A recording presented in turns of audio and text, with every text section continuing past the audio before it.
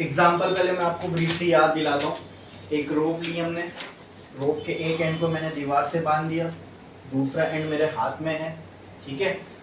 और just imagine उस रोप के ऊपर कहीं पे भी मैंने एक मार्बल बांध दिया, ठीक है।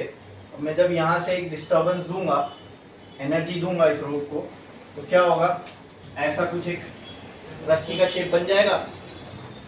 और यहाँ कहीं पे मान लो वो मार्बल लगा हुआ है, तो जैसे जैसे ये रस्सी आगे बढ़ेगी एक टाइम पे यहाँ भी पहुंचेगी। हाँ, ये वेव जो बनी रस्सी पे ये यहाँ भी पहुंचेगी। वो क्या करेगी, जब ये यहाँ पहुंचेगी तो कुछ ऐसा शेप होगा इसका। ये मार्बल फिर यहाँ रहेगा क्या, नहीं, ये यहाँ आ जाएगा, बराबर। फिर ये वेव आगे जाएगी, फिर ये वापस अपनी जगह पर आ जाएगा। हाँ, अब इमेजिन करो यहाँ एक नहीं बहुत सारे मार्बल है, तो उन बहुत सारे मार्बल्स के साथ क्या होगा, सेम वही चीज होगी जो इसके साथ हुई। सब अपनी अपनी जगह पे उठेंगे, फिर वापस अपनी जगह आ जाएंगे जब वेव आगे बढ़ जाएगी, ठीक है। अरे बोलो, क्लियर है। तो imagine these marbles as particle of a medium. मान लो वो रस्सी एक मीडियम है और वो मार्बल उस मीडियम के पार्टिकल्स है, छोटे छोटे।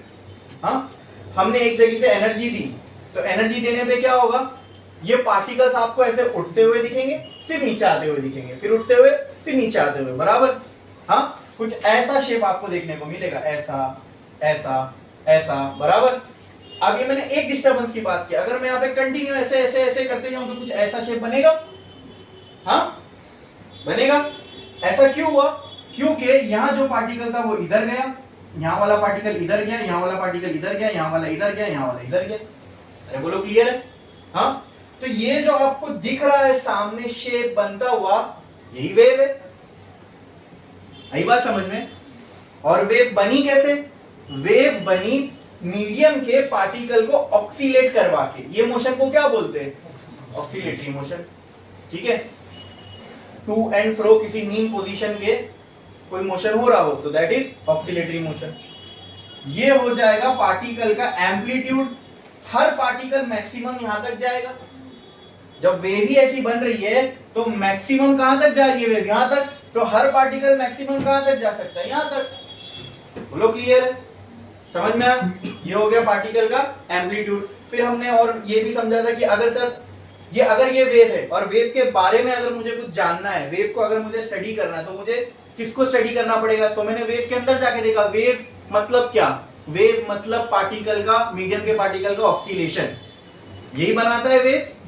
बोलो, तो आपने कहा था सर कि अगर वेव को स्टडी करना तो जाके देखो पार्टिकल के साथ क्या हो रहा है। तो मैं गया पार्टिकल के पास देखने के लिए, लेकिन यहाँ तो पार्टिकल हजारों करोड़ों है। मैंने तो एक रस्सी का एग्जांपल दिया था, उसमें आप हमारी सोच के हिसाब से लिमिटेड पार्टिकल होंगे, लेकिन अगर कोई एक original medium, real medium consider करूं तो उसमें तो million and trillions of particle हो सकते हैं। अब उन पार्टिकल्स के बारे में जानना है तो क्या करना पड़ेगा, पहले तो वहां पार्टिकल एग्जैक्टली मालूम करना पड़ेगा कि कौन से पार्टिकल की बात हो रही है, क्योंकि यहाँ पे कितने पार्टिकल होंगे, करोड़ों पार्टिकल, बराबर। फिर मैं पार्टिकल पे पहुंचा, मतलब x इक्वल टू समथिंग पे जाके मैंने एक पार्टिकल चॉइस किया, राइट। लेकिन जब मैं पार्टिकल पे पहुंचा तो पार्टिकल स्थिर नहीं है, पार्टिकल ऐसे ऐसे ऐसे ऐसे हो रहा है, तो मतलब टाइम के साथ भी वो चेंज हो रहा है, राइट। तो हमको समझ में आया सर कि अगर वेव के बारे में स्टडी करना है तो पार्टिकल को देखना पड़ेगा, और अगर पार्टिकल को देखना है तो दो चीज पहले आपको सोच के चलनी पड़ेगी। वो दो चीज क्या है, एक्स डिस्प्लेसमेंट और टाइम। तो उससे हमने कंक्लूड किया था कि wave is a function of x and T. फिर वेव की इक्वेशन आई थी। अरे बोलो, क्लियर है, समझ में आया, पक्का। हाँ, जब हमने डिस्टर्बेंस दिया तो पार्टिकल ने, पूरे मीडियम के पार्टिकल ने कैसा शेप एक्वायर कर लिया, कुछ ऐसा। पर इसी चीज को हम क्या कहते हैं, वेव। क्या कहते हैं, वेव, ठीक है। अब यहाँ पे ये कोई साइनोसॉइडल फंक्शन नहीं है। याद करो, जब मैं एसएचएम पढ़ा रहा था तो मैंने वहां पे बोला था ये वेव नहीं है, वो साइनोसॉइडल फंक्शन था। यानी कोई चीज अगर किसी चीज की इक्वेशन में साइन थीटा आ रहा है तो उसका ग्राफ ऐसे ऐसे ऐसे बनता है, बराबर बराबर। लेकिन ये मैंने ग्राफ थोड़ी ना बनाया, ये तो रियल में दिख रहा है ऐसा शेप। जब मैंने ऐसे ऐसे डिस्टर्बेंस किया तो मुझे रियल में रस्सी ऐसे दिखी। इसीलिए हम वेव्स को कुछ इस तरीके से रिप्रेजेंट करते हैं। आप इमेजिन कर पा रहे हो ना, ऐसी कुछ शेप दिखेगा आपको रस्सी का होता हुआ, जब मैं उसको ऐसे ऐसे ऐसे यहां से करता रहूंगा तो यही क्या है, मेरी वेव है। अब फिर हमने क्या देखा था, अगर जैसे वो दीवार थी, दीवार फिक्स एंड है, ये पहली वेव गई, जो भी पहली वेव रही होगी वो गई यहाँ दीवार से टकरा गई। अब टकराने के बाद क्या होगा, वो वेव ऐसे रिटर्न आएगी, ये ऐसे, समझ में आया? तो अब क्या हो रहा है, अब हमने देखा यहां पर पार्टिकल थे मीडियम के, एक वेव ऐसी गई और दूसरी वेव टकरा के अब ऐसी आ रही है। अब मसला हो गया, अब यहां वाला जो पार्टिकल है उसको ये वाली वेव, अभी कंटिन्यूस ऊपर से भी एक वेव आ रही है और एक वेव टकरा के नीचे से भी आ रही है, आई बात समझ में? तो ये वाले पार्टिकल को अब ये वाली वेव ऊपर की तरफ खींचेगी और ये वाली वेव नीचे की तरफ खींचेगी। तो भाई मान लो ये वेव है नंबर 1, ये वेव है नंबर 2, इस वेव की वजह से इस पार्टिकल का जो डिस्प्लेसमेंट होगा, let's say this is y1, और ये वेव की वजह से इस पार्टिकल का जो डिस्प्लेसमेंट हुआ, लेट इट बी y2। लेकिन मुझे पता करना है सर, ये पार्टिकल की नेट डिस्प्लेसमेंट क्या होगा, यानी पार्टिकल कहां जाएगा। अब तो आपको अगर देख के समझ में आ रहा होगा सर, आप बोलोगे ऊपर जाएगा, क्यों? क्योंकि ऊपर वाली वेव का हिस्सा ज्यादा खींच रहा है और नीचे वाली वेव का हिस्सा कम खींच रहा है, बराबर। तो उसको मैथमेटिकल फॉर्म में कैसे लिखूं, ये तो कंसेप्चुअली देख के समझ में आ रहा है। अब इसको अगर एक्सप्लेन करना है मैथमेटिकल टर्म्स में तो कैसे लिखें, इसका नेट डिस्प्लेसमेंट कितना होगा, नेट एक वेव यहां से खींच रही है, एक वेव वहां से खींच रही है, नेट डिस्प्लेसमेंट कितना होगा इसका, नेट। अभी किसी चीज पे कोई एक वेक्टर क्वांटिटी, जैसे फोर्स, इस मार्कर पे 10 न्यूटन का फोर्स इधर लग रहा है, 5 न्यूटन का फोर्स इधर लग रहा है, तो ये मार्कर कहां जाएगा, इधर। कितने न्यूटन के फोर्स से, कितने न्यूटन के फोर्स से, मैंने कहा यहाँ 10 लग रहा है, वहां 5 लग रहा है, तो आप बोले मार्कर इधर जाएगा क्योंकि यहाँ ज्यादा फोर्स लग रहा है। लेकिन अब अगर मार्कर इधर जाएगा तो कितने फोर्स से जाएगा, 10 न्यूटन के कि 5 न्यूटन के, 5 न्यूटन के। क्यों, यहाँ 10 लगा और वहां 5 लगा, तो यहाँ का 5 वहां के 5 ने कैंसिल कर दिया, तो यहाँ कितना बचा, नेट 5। तो जब हम नेट बात करते हैं किसी वेक्टर क्वांटिटी के लिए, तो उसके लिए हमें क्या करना पड़ता है, एडिशन करना पड़ता है, सिंपल, दोनों को ऐड कर दो, खत्म। y नेट, अगर इस पार्टिकल का नेट डिस्प्लेसमेंट चाहिए, y नेट डिस्प्लेसमेंट, तो वो क्या हो गया, y1 प्लस y2। ये सारी क्या है, वेक्टर क्वांटिटी है, ठीक है। ये जब भी हम किसी वेक्टर क्वांटिटी के साथ नेट चीज निकालने के लिए ये करते हैं, इसको हम कहते हैं प्रिंसिपल ऑफ सुपरपोजिशन। नाम बड़ा भारी है कुछ भी नहीं।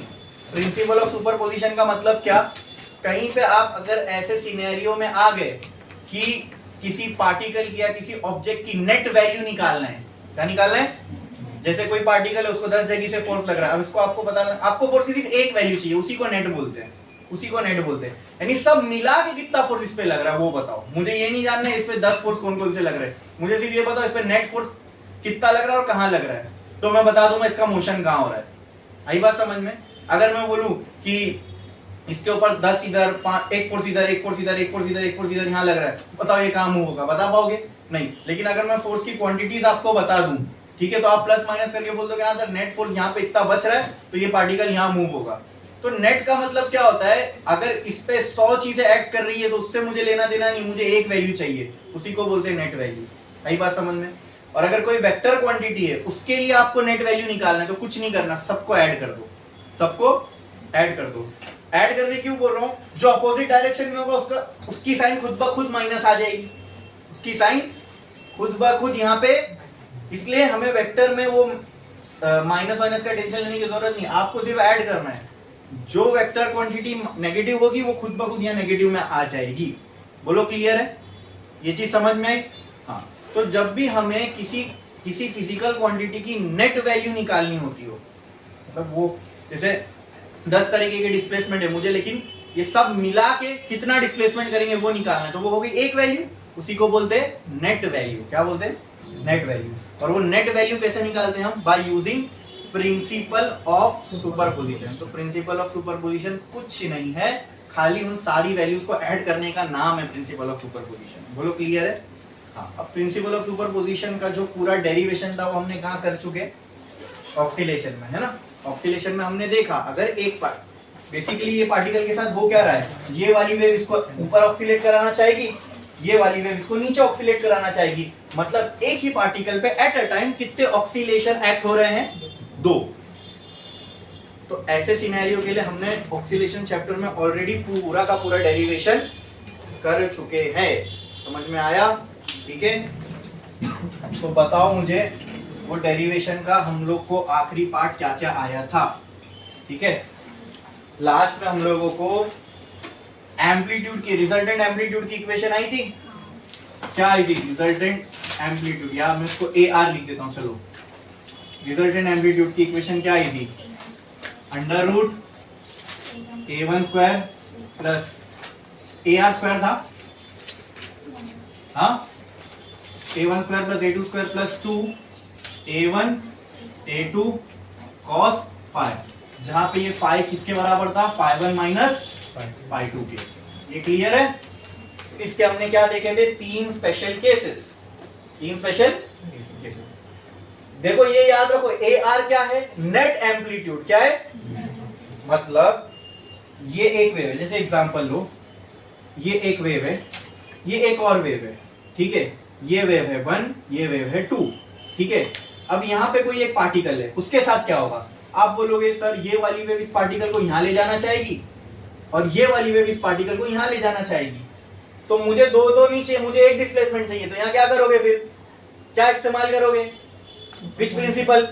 मुझे नेट डिस्प्लेसमेंट चाहिए, तो प्रिंसिपल ऑफ सुपरपोजिशन। तो प्रिंसिपल ऑफ सुपरपोजिशन क्या कहता है? Y net equal to y1 plus, अब दोनों ही एक डायरेक्शन में, दोनों पॉजिटिव साइड पे है ना, ये ऊपर, यहां से ऊपर सारे पॉजिटिव, यहां से नीचे सारे, अब दोनों ही डिस्प्लेसमेंट पॉजिटिव में हो रहे, तो दोनों वैल्यू प्लस में होगी, बराबर। इसकी कुछ तो वैल्यू आएगी, बराबर, कुछ तो वैल्यू आएगी। y1 y2 की अगर मान लो ये अगर 10 है और ये अगर 5 है, तो टोटल कितना आ गया डिस्प्लेसमेंट? तो आपने देखा क्या हुआ? इंडिविजुअल, ये वेव का अगर डिस्प्लेसमेंट 5 था, ये वेव का डिस्प्लेसमेंट 10 था, अब ये पार्टिकल का जो भी ऑक्सीलेशन होगा, उसका जो डिस्प्लेसमेंट होगा वो कितना होगा? 15। यानी क्या मैं कह सकता हूं पार्टिकल ऐसे ऑक्सीलेट करने वाला है? क्योंकि देखो ना, दोनों इंडिविजुअल डिस्प्लेसमेंट से ज्यादा आ रहा है मुझे नेट डिस्प्लेसमेंट। दिखा, इसका डिस्प्लेसमेंट 5 है, इसका डिस्प्लेसमेंट 10 है, मुझे नेट निकालना था। नेट मतलब दोनों मिलके जो काम करेंगे वो क्या होगा? तो दोनों मिलके जो करेंगे वो इन दोनों की इंडिविजुअल वैल्यू से ज्यादा होगा। तो पार्टिकल कहां चला जाएगा? इधर ऊपर। 15 आ रहा है ना भाई, 15 10 से भी ज्यादा है, 5 से भी ज्यादा है। बोलो क्लियर है? अरे बोलो क्लियर है? समझ में आया? पक्का? पक्का? हाँ, तो क्या मैं बोल सकता हूं? देखो ये जो पार्ट था, ये एम्पलीट्यूड था पहली वाली वेव का, ये जो पार्ट था ये एम्पलीट्यूड था दूसरी वाली वेव का। ये किसका एम्पलीट्यूड है बताओ? A1 plus A2। इसको हमने किससे रिप्रेजेंट किया है? क्या ये नेट एम्पलीट्यूड है? क्या इसी नेट का एक और नाम होता है रिजल्टेंट? इसी नेट वैल्यू को हम एक और नाम से बुलाते हैं, रिजल्टेंट वैल्यू। क्या मैं इसको, बोलो, ये दोनों का मिला के ये आया है ना एम्पलीट्यूड, तो इस एम्पलीट्यूड को मैं क्या बोल सकता हूं? Resultant amplitude. क्या बोल सकता हूं? तो ये AR वही है। समझ में आया? अरे बोलो।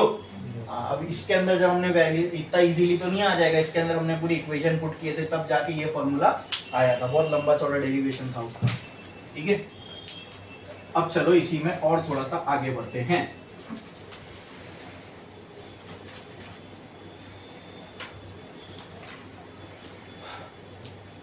कौन कौन से केस देखे थे हमने? केस 1, केस 1 क्या था? इसमें 5 की वैल्यू, केस 1 क्या था? जहां पे 5 की वैल्यू क्या हो? 0। तो अगर 5 की वैल्यू 0 हो, यानी फेज अगर 0 है, दो वेव के बीच में फेज का डिफरेंस 0 है, तो AR क्या हो जाएगा? cos 0, cos 0 1, ये पूरा टर्म, ये पूरा टर्म, अंदर में ये बचेगा ना A1 plus A2 the whole square. ठीक है, स्क्वायर रूट कैंसिल, यही बचता है खाली, बस, है ना? अब वो सब करूंगा नहीं मैं सॉल्व, वो ऑलरेडी हमने कर चुके, केस लिखे, ये डायरेक्ट फॉर्मूला आया था। अगर के 5 की वैल्यू 0 है तो AR की वैल्यू ये आती है। केस 2 क्या था? 5 की वैल्यू अगर 5 बाय मतलब 90, अगर वो 0 हो गया तो अंदर क्या बचेगा? AR की value under root A1 square plus A2 square. Simple. तीसरा केस क्या था? केस 3, अगर 5 की वैल्यू पाई है तो cos पाई -1, यहाँ माइनस आ जाएगा, तो बस ये A1 माइनस A2 हो जाएगा। AR will be equal to A1 minus, ये 3 केस देखे जाएंगे। ठीक है, और इसमें एक स्पेशल केस ये भी था, if A1 equal to A2 equal to A, तो AR किसके बराबर हो जा रहा था, 2A के। यहाँ पे A1 equal to A2 equal to A, तो AR किसके बराबर हो जाएगा, बोलो, A 2A square A root 2 बराबर। ये किसके बराबर हो जाएगा, अगर यहाँ पे A1 बराबर A2 बराबर A हो गया तो 0। दोनों की वैल्यू अगर ये हो गई तो AR की वैल्यू क्या आ जाएगी, 0। तो ये हमने एस्टेब्लिश कर चुके थे जब हमने ऑक्सीलेशन के अंदर सुपरपोजिशन का प्रिंसिपल अप्लाई किया था। क्लियर है, बुक्स में है ना, हाँ ठीक है। अब आप मुझे ये बताओ, सुपरपोजिशन का मतलब क्या। जब भी सुपरपोजिशन की बात होगी तो आपके दिमाग में क्या मैं बोल सकता हूं, ये चीज क्लियर होना चाहिए। जब भी हम कहेंगे कि दो वेव्स सुपर इंपोज हो रही है, दो वेव सुपर इंपोज हो रही है, या फिर मुझे प्रिंसिपल ऑफ सुपरपोजिशन अप्लाई करना है। पहले तो मुझे ये बताओ, प्रिंसिपल ऑफ सुपरपोजिशन आप अप्लाई क्यों करोगे, नेट निकालने के लिए। नेट कब निकालोगे, जब एक से ज्यादा वेव पिक्चर में होगी, राइट। जब एक से ज्यादा वेव किसी पार्टिकल के ऊपर काम कर रही है तब हमें नेट डिस्प्लेसमेंट चाहिए होगा, राइट। तो हमने कंसिडर किया दो वेव सर पार्टिकल पे एक साथ काम कर रही है, एक वेव ऊपर खींच रही है, एक वेव नीचे खींच रही है, बोलो क्लियर है। हाँ, वहां हमें जरूरत पड़ी प्रिंसिपल ऑफ सुपरपोजिशन की, किसकी। तो इसका मतलब जहां पर अगर मुझे जरूरत पड़ रही है प्रिंसिपल ऑफ सुपरपोजिशन अप्लाई करने की, वहां कम से कम कितनी वेव्स होंगी पिक्चर में, दो वेव्स कम से कम होगी। बोलो क्लियर है, अरे बोलो क्लियर है। हाँ, तो चलो एक वेव मान लो मैंने यहाँ डिस्टर्बेंस देता गया, एक वेव जो है कुछ ऐसे निकली, ठीक है, ऐसी यहां तक पहुंची। अगर इस वेव का क्रस्ट टकराएगा दीवार से, फिक्स्ड एंड से, तो क्या बन के बाहर आएगा, ट्रफ। और अगर ट्रफ टकराएगा तो क्या बन के बाहर आएगा, क्रेस्ट। तो यहाँ पे इसका क्रेस्ट टकरा रहा है तो क्या बन के ये रिटर्न आएगा, ट्रफ। यानी वेव कुछ ऐसे ऐसे ऐसे ऐसे ऐसे, ठीक है। अब देखो, ये वेव ऐसी जा रही थी, दूसरी रिफ्लेक्टेड वेव ऐसी आ रही है। क्या ये दोनों एक दूसरे के पाथ में इंटरफेयर कर रहे हैं, कि नहीं। ये भी यहीं पे, ये भी इधर ही जा रही है और ये भी इधर ही जा रही है, दोनों चल तो इसी लाइन पे रहे ना, हाँ कि ना। तो क्या मैं कह सकता हूं कि इंसिडेंट रे और रिफ्लेक्टेड रे एक दूसरे के पाथ को इंटरफेयर कर रही है। क्या ये बोलना ट्रू है, क्या ये बात आपके समझ में आई, बोलो बोलो। क्या नहीं समझी, समझा कि नहीं समझा, अरे बोलो समझा कि नहीं समझा, समझ में आया कि ये दोनों वेव एक दूसरे को अरे दिख रहा ना भाई, ये ऐसी जा रही, देखो ये वाली वेव इसमें घुसना चाह रही है इसके पाथ में, बराबर। तो ये होने को हम क्या कहते हैं, इंटरफेयर होना। जैसे मान लो आप यहां से जा रहे हो, सामने वाला कोई और बंदा सामने से उसी रास्ते से आ रहा है, तो क्या आप दोनों एक दूसरे के पाथ को इंटरफेयर नहीं कर रहे हो, वो आपके रास्ते में आ गया, आप उसके रास्ते में आ गए, होगा ऐसे। अरे बोलो, इसी को इंग्लिश में इंटरफेयर करना कहते हैं। क्लियर है।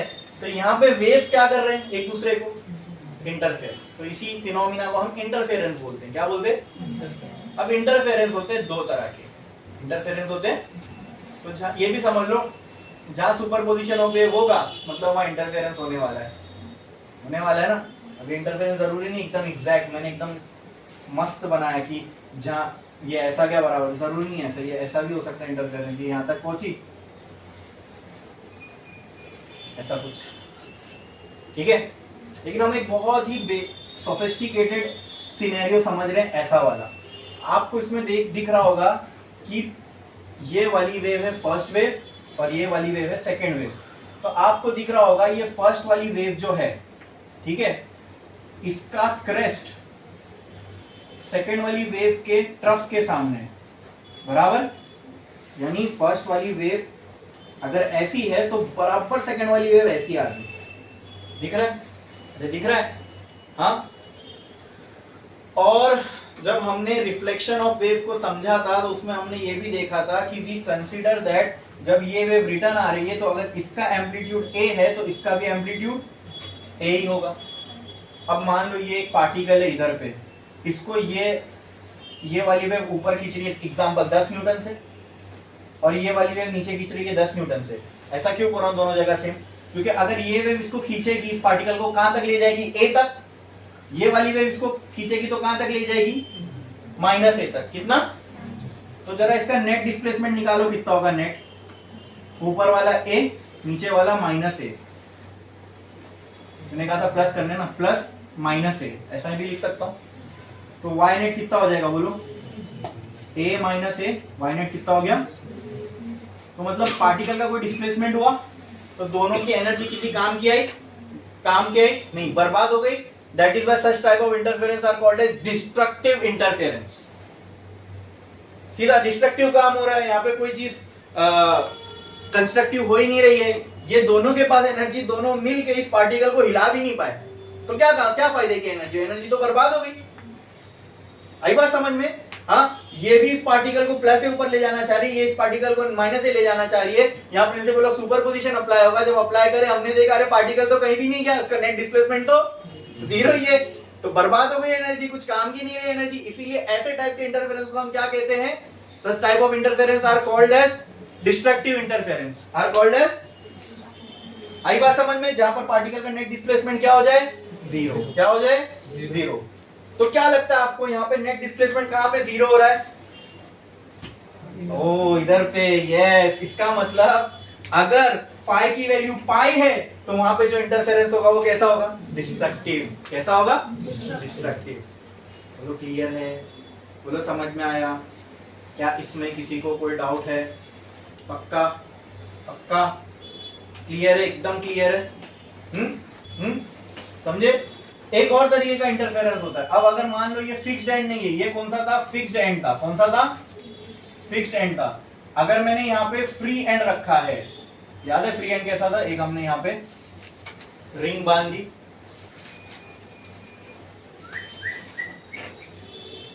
ऐसा। अब इस रिंग से टकरा के जो वेव निकलेगी, और इसको ऐसा होना,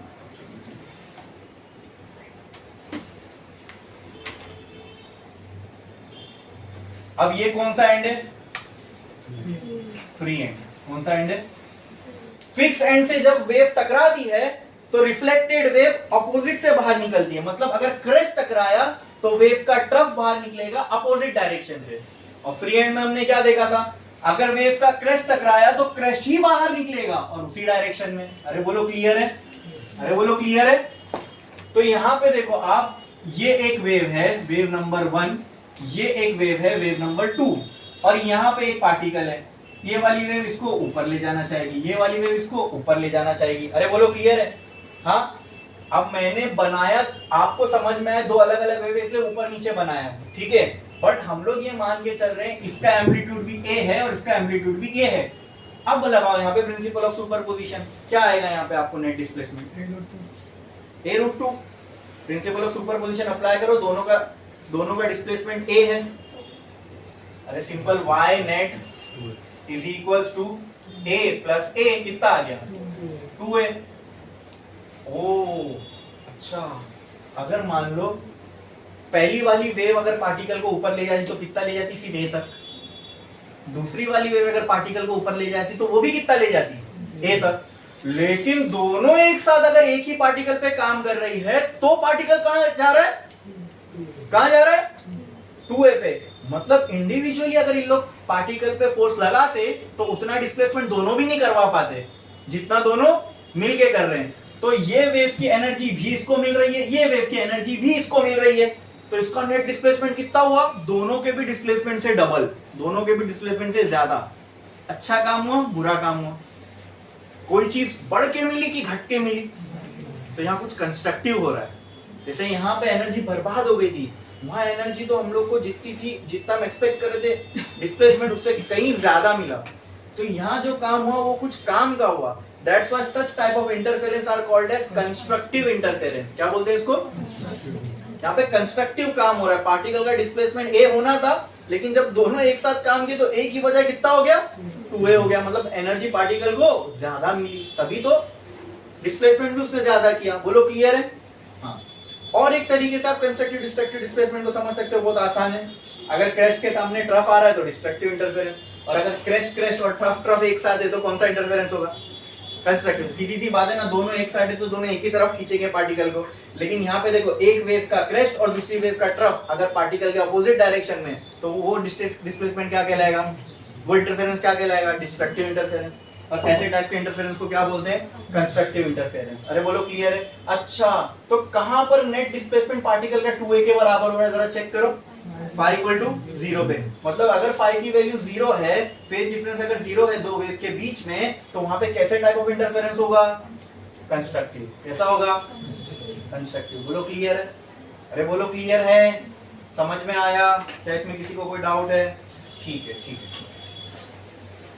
अब एक और चीज, एक और वैल्यू है, एक और क्वांटिटी है जो हम वेव के लिए डिफाइन करते हैं, उसको बोलते हैं इंटेंसिटी। क्या बोलते हैं? इंटेंसिटी। ठीक है, इंटेंसिटी का मतलब होता है energy per unit area per unit time. अभी मान लो कि मैं कहीं पे, वेव जा रही है, वेव ट्रैवल कर रही है, मतलब क्या ट्रैवल कर रही है? वेव ट्रैवल कर रही है मतलब क्या ट्रैवल कर रही है? हाँ, वेव का ट्रैवल करना मतलब किस चीज का ट्रैवल करना? एनर्जी का। ठीक है, वो एनर्जी की वजह से पार्टिकल ऑक्सीलेट होता है। ठीक है, पार्टिकल तो कहीं ट्रैवल नहीं कर रहा, पार्टिकल अपनी जगह पे उठा फिर वापस उधर ही बैठ गया। अरे भाई, आई बात समझ में? वेव अगर आगे बढ़ रही है, वेव अगर ट्रैवल कर रही है, तो मैं बोल सकता हूं कि एनर्जी ट्रैवल कर रही है। अरे बोलो।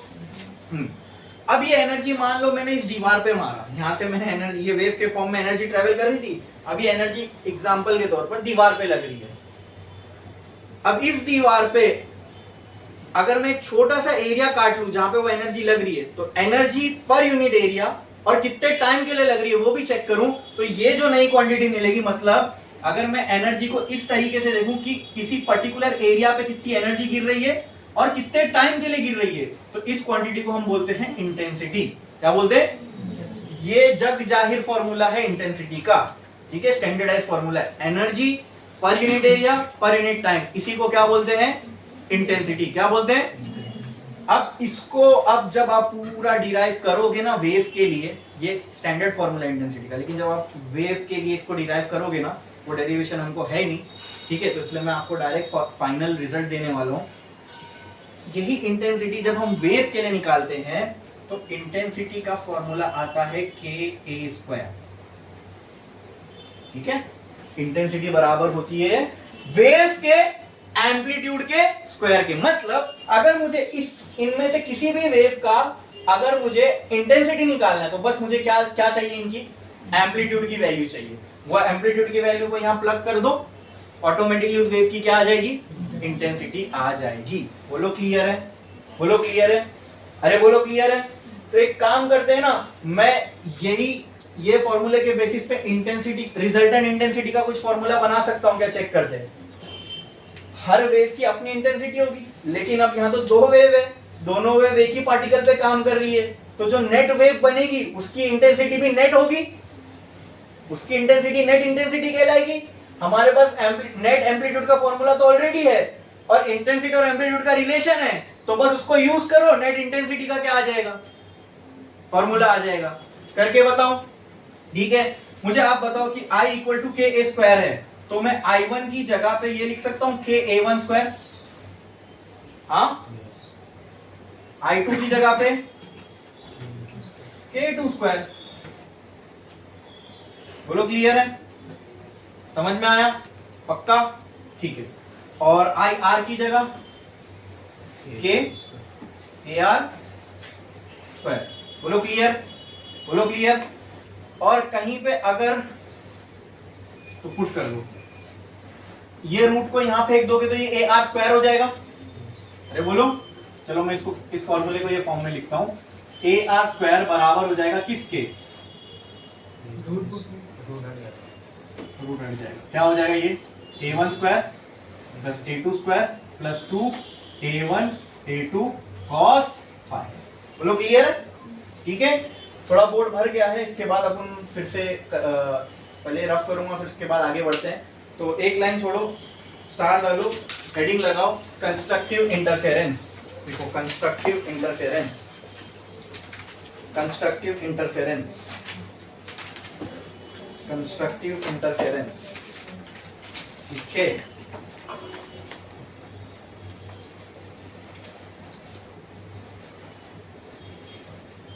कंस्ट्रक्टिव इंटरफेरेंस,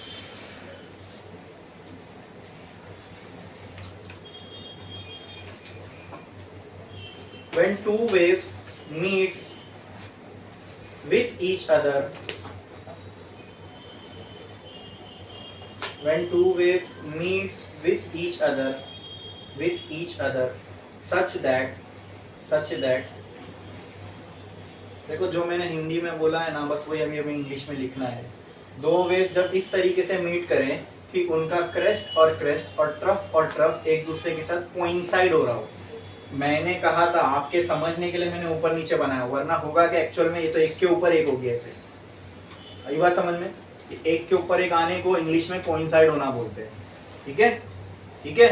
तो लिखो व्हेन टू वेव मीट्स, क्या लिखा हमने? When two waves meets with each other such that their crest and trough, their crest and trough, their crest and trough coincide each other, their crest and trough coincide each other, such an interference is called as, बोलो क्या बोलेंगे ऐसे interference को? Constructive interference, constructive interference, ठीक है। और constructive interference कब होगा? जब दो वेव के क्रेस्ट और ट्रफ एक साथ मिलेंगे, राइट? अरे राइट और रॉन्ग? अरे बोलो ना। और ऐसा सिनेरियो कब पैदा हो रहा है? जब रिफ्लेक्शन होगा फ्री एंड से, राइट? क्योंकि फिक्स्ड एंड पे अगर रिफ्लेक्शन करेंगे तो क्रेस्ट के सामने क्या आ जाएगा? तो अगर हमें कंस्ट्रक्टिव इंटरफेरेंस चाहिए तो जो रिफ्लेक्शन है वो कहां से होना चाहिए? फ्री एंड से। यानी उस अगर मैं यहां से ऐसे वेव क्रिएट कर रहा हूं तो दूसरा साइड क्या होना चाहिए? फ्री की फिक्स। अगर फ्री होगा तो कौन सा इंटरफेरेंस होगा? और अगर फिक्स्ड होगा तो डिस्ट्रक्टिव इंटरफेरेंस। आई बात समझ में? मतलब वहां एक रिंग है, वो भी ऐसे हो रही है, तो यहाँ पे क्या होगा? Constructive interference. अगर वहां कुछ नहीं, खाली एक दीवार है, तो कौन सा इंटरफेरेंस होगा? डिस्ट्रक्टिव। ये चीजें दिमाग में एकदम क्लियर होनी चाहिए। एकदम फंडामेंटल बात कर रहा हूं मैं, कुछ इसके अंदर रॉकेट साइंस नहीं है ना? जो इमेजिन कर रहे वही बात हम समझ रहे हैं, जो बोल रहे वही लिख रहे हैं। बोलो क्लियर है? ये चीज समझ में आई? क्या इसमें किसी को कोई डाउट है? बोलो। ठीक है, क्लियर इतना? तो ये डायग्राम बना लो कंस्ट्रक्टिव इंटरफेरेंस के लिए, ठीक है, आपके समझने के लिए।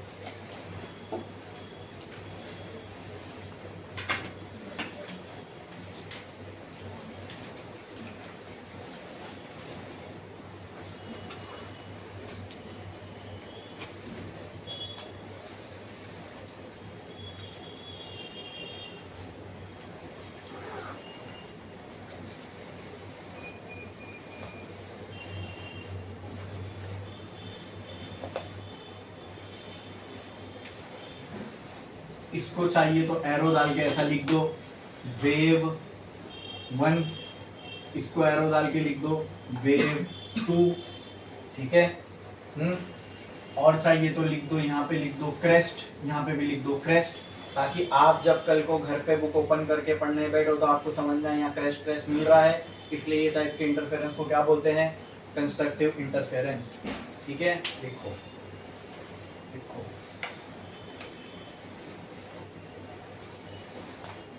constructive interference happens when the incident ray is reflected back by free end, right?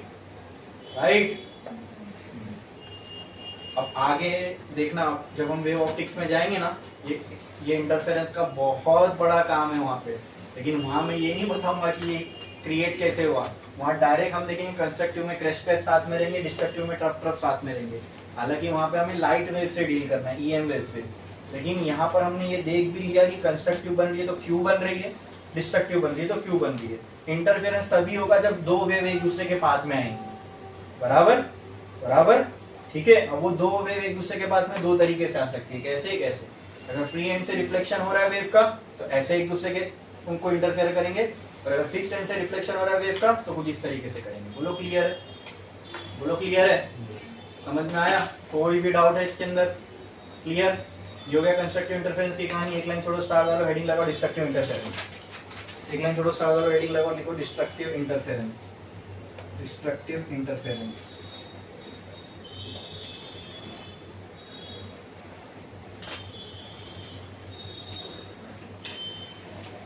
Destructive interference.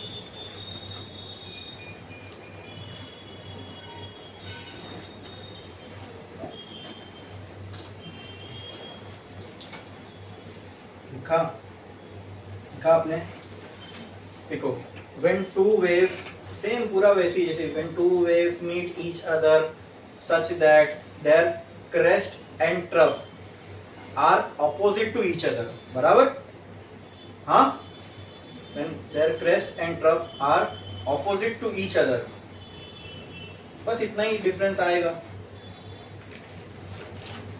वो वाले डेफिनेशन में crest and trough coincide each other, इसको अंडरलाइन करो।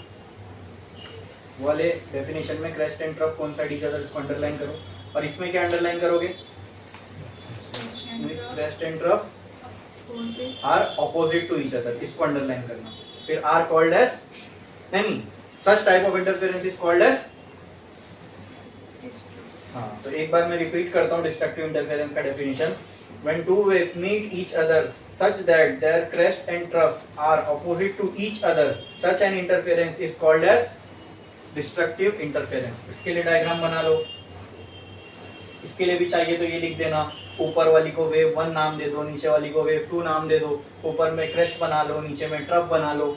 ठीक है, ये बना लो ताकि जब आप सेल्फ स्टडी करने बैठोगे ना, तब आपको बहुत क्लैरिटी से ये चीज समझ में आएगी। यहाँ हमने एक चीज का अजम्पशन लेके चले हैं, लिख लो पहले, अच्छे से बनाओ डायग्राम।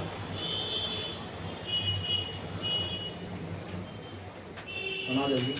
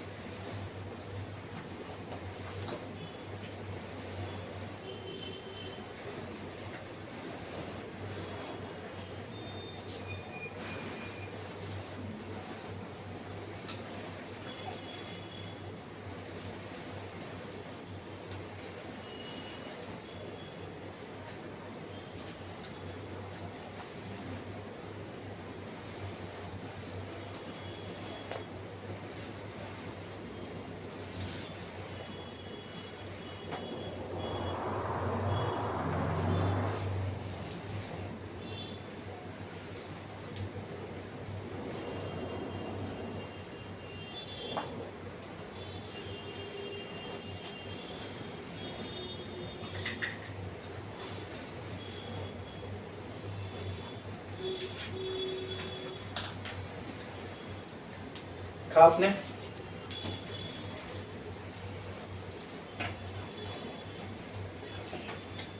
देखिए, ठीक है।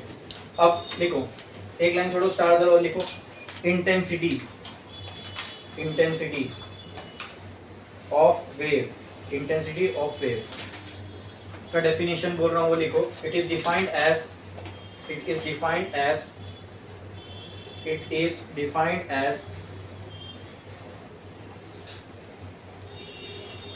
the energy incident by wave, the energy incident by wave per unit area.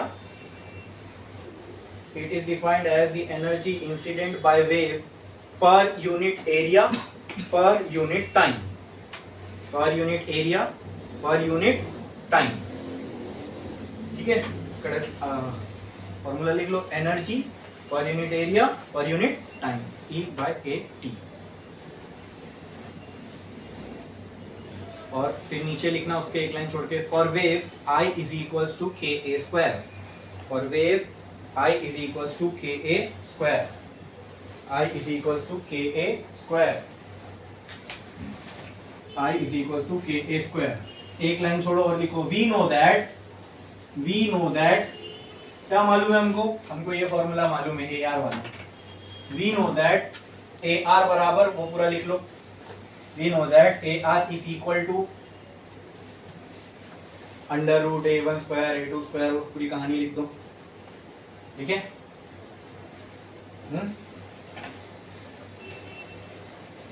तो I can write a r is equal to under root a one square plus a two square plus 2a1 a2 cos five, ठीक है। ये ए R का formula है। तो अगर मैं root को वहां फेंक दूं तो ये क्या हो जाएगा, ए आर स्क्वायर बराबर a one square plus a two square plus 2a1 a2 cos five. अब मुझे आई और ए का रिलेशन मालूम है, ठीक है। आई इज इक्वल्स टू के ए स्क्वायर, देयरफॉर ये क्या हो जाएगा, आई आर। तो ए किसके बराबर होगा बोलो, ए बराबर होगा आई अपॉन के ना, अरे बोलो हाँ। अगर मुझे ए निकालना है इससे तो वो क्या होगा, आई बाय के। अगर यहाँ ए आर आ जाएगा तो यहाँ पे I R, A R A square, ठीक है। तो ए आर स्क्वायर किसके बराबर होगा, आई आर अपॉन के। अगर यहाँ आर है तो यहाँ भी आर लिखना पड़ेगा। तो ए आर स्क्वायर की जगह पे मैं क्या लिख सकता हूँ, आई आर अपॉन के। ए वन स्क्वायर की जगह अगर यहाँ ए वन तो यहाँ पे आई वन, तो ए वन स्क्वायर की जगह आई वन बाई के लिख सकता हूं, अरे बोलो हाँ कि ना, बोलो ठीक है। ए टू स्क्वायर की जगह आई टू बाय के प्लस 2। अब यहां स्क्वायर तो नहीं है, अब इसको देखो, अगर सिर्फ ए होता तो क्या ये ऐसा हो जाता रूट आई बाय के। तो a1 की जगह क्या मैं ऐसा लिख सकता हूं, under root I one by K. क्या इसकी जगह मैं लिख सकता हूं under root I two by के।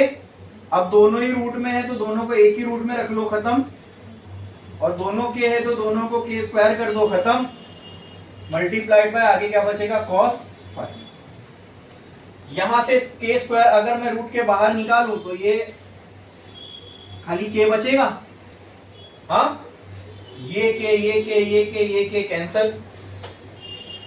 समझा कि नहीं समझा, समझ में आया पक्का कि वो स्टेप वापस से यहां करूं, पूरा लिखना पड़ेगा।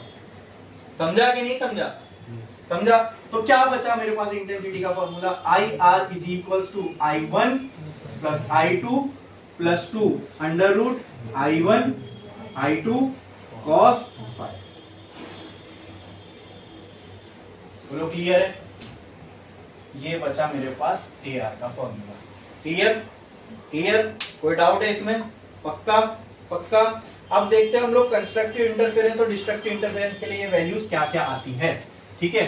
तो आप ये लिख लो जो मैंने अभी लिखा है बुक्स में।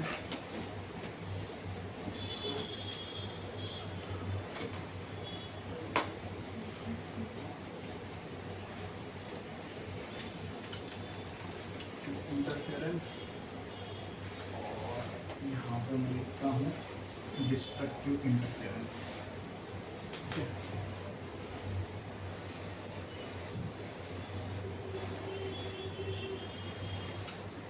ए आर का फॉर्मूला हम जानते क्या होता है, ए आर का फॉर्मूला है ए वन स्क्वायर, यहाँ पे ध्यान दो सब लोग लिखना बंद कर दो, a one square plus a two square plus 2a1 a2 cos five.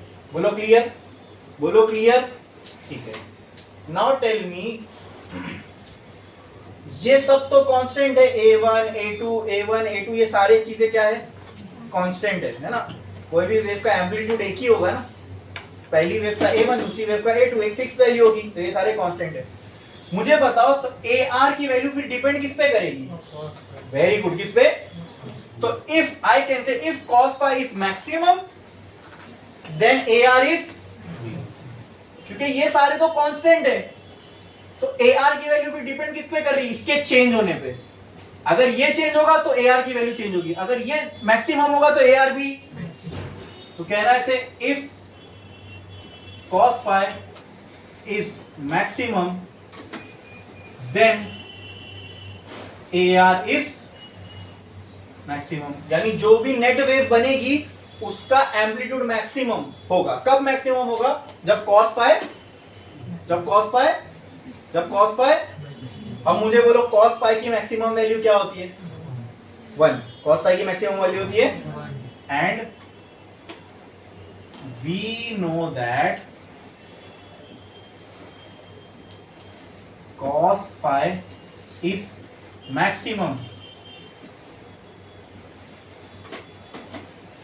we know that max value of cos phi is 1। तो कहना है for constructive interference cos phi should be equal to 1। is this statement true? क्या ये statement true है constructive interference के लिए? Constructive interference कब होगा? जब दोनों वेव का एम्पलीट्यूड मैक्सिमम होगा। कब होगा? हमने देखा था ना, दोनों वेव मिलके जब मैक्सिमम एम्पलीट्यूड अचीव करेंगी वो इंटरफेरेंस क्या कहलाएगा? कंस्ट्रक्टिव। और जब दोनों वेव मिलके मिनिमम एम्पलीट्यूड अचीव करेगी तब वो इंटरफेरेंस क्या कहलाएगा? डिस्ट्रक्टिव। तो cos फाई की सिंपल एम्पलीट्यूड मैक्सिमम होगा तो कंस्ट्रक्टिव इंटरफेरेंस, तो एम्पलीट्यूड जब मिनिमम होगा तो destructive interference. Constructive interference amplitude maximum बराबर, और अगर एम्पलीट्यूड मैक्सिमम है तो इंटेंसिटी भी क्या हो जाएगी? मैक्सिमम। डिस्ट्रक्टिव इंटरफेरेंस में क्या होगा? एम्पलीट्यूड मिनिमम, इंटेंसिटी भी क्या होगी? मिनिमम। अरे बोलो क्लियर है? जब कोई चीज एक दूसरे को बर्बाद कर रही है तो उनकी वैल्यू उस वक्त मिनिमम ही होगी ना। दोनों चीज एक दूसरे के लिए कुछ कंस्ट्रक्टिव काम कर रही है, कुछ अच्छा कर रही है, तो दोनों की वैल्यू उस वक्त क्या होगी? मैक्सिमम। तो मुझे बताओ cos फाई 1 कहां कहां पे होता है? cos फाई की क्या क्या, अगर cos फाई 1 है तो कहना है इसे cos 0 equal to 1, cos pi equal to 1, cos 2 pi equal to 1, cos 3 pi equal to 1। हाँ, मतलब कहना है से फॉर कंस्ट्रक्टिव इंटरफेरेंस फाई की वैल्यू या तो 0 होनी चाहिए तभी 1 आएगा, या तो पाई होनी चाहिए तभी 1 आएगा, या तो 2 पाई होनी चाहिए तभी 1 आएगा, या तो ये चलती रहेगी n नंबर तक। आई बात समझ में? तो इसका एक अगर जनरलाइज फॉर्मूला बनाना है मुझे तो कहना है से phi is equals to n pi. हाँ, where n is equals to 0 1 2 3 dot dot dot dot dot. बोलो क्लियर है? ये समझ में आया?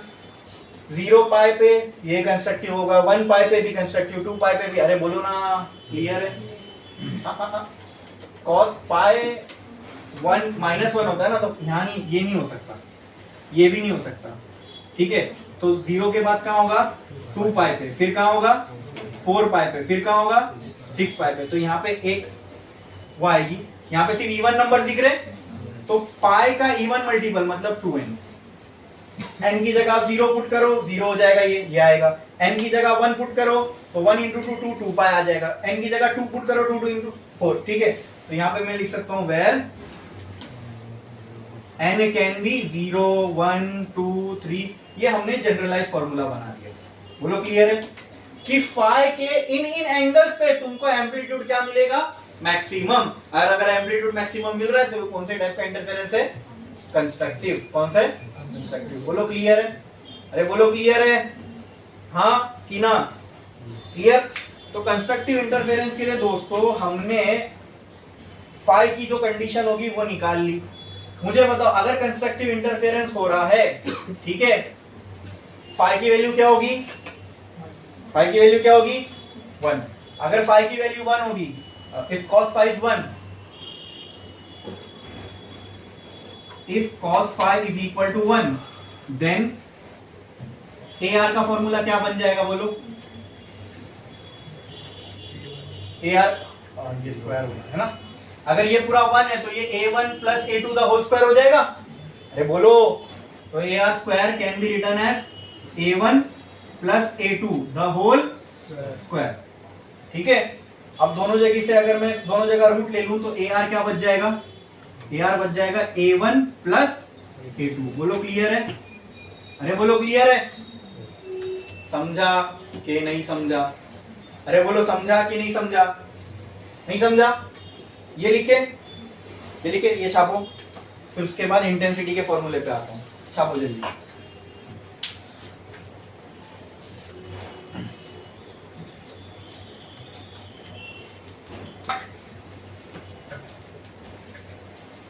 जल्दी, ये मत लिखना, पहले खाली वो लिखो।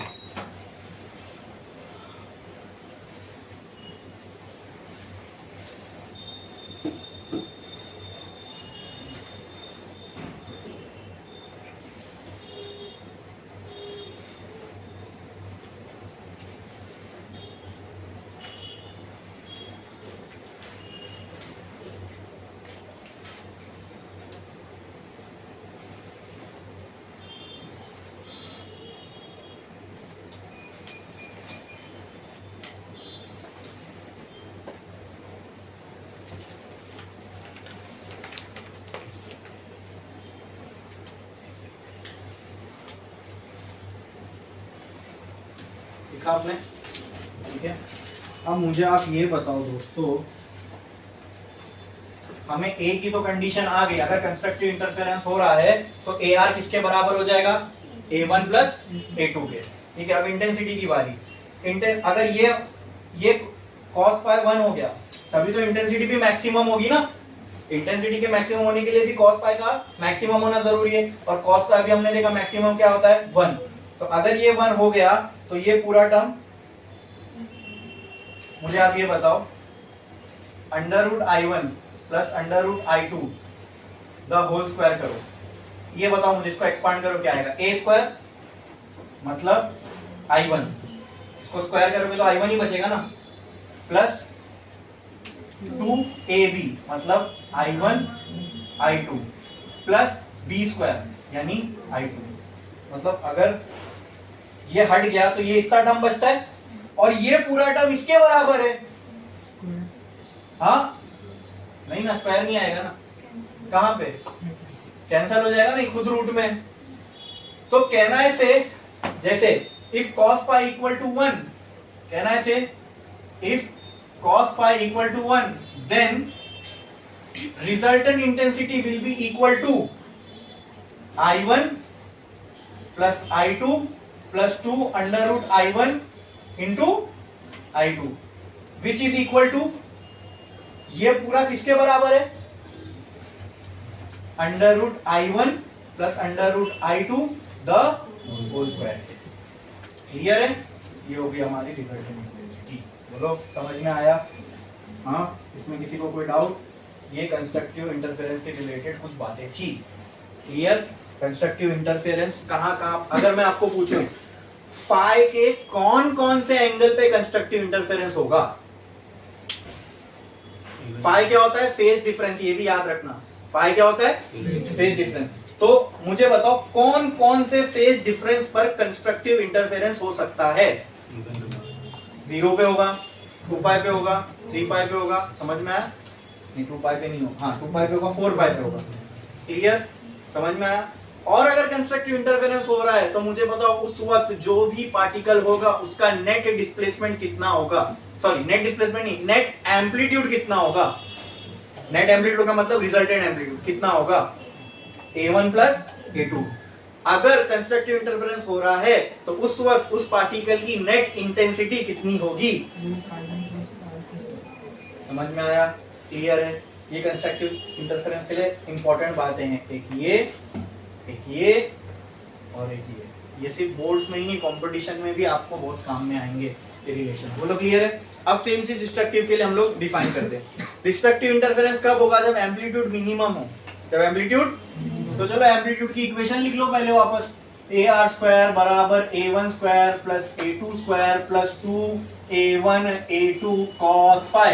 एम्पलीट्यूड की इक्वेशन में ये सब तो कांस्टेंट है, तो एम्पलीट्यूड के मिनिमम होने के लिए किसको मिनिमम होना पड़ेगा? तो ये पूरा स्टेटमेंट फिर से यहाँ छापो, क्या आएगा? If cos phi is minimum then AR is minimum, और cos phi we know that minimum value of cos phi is -1। We know that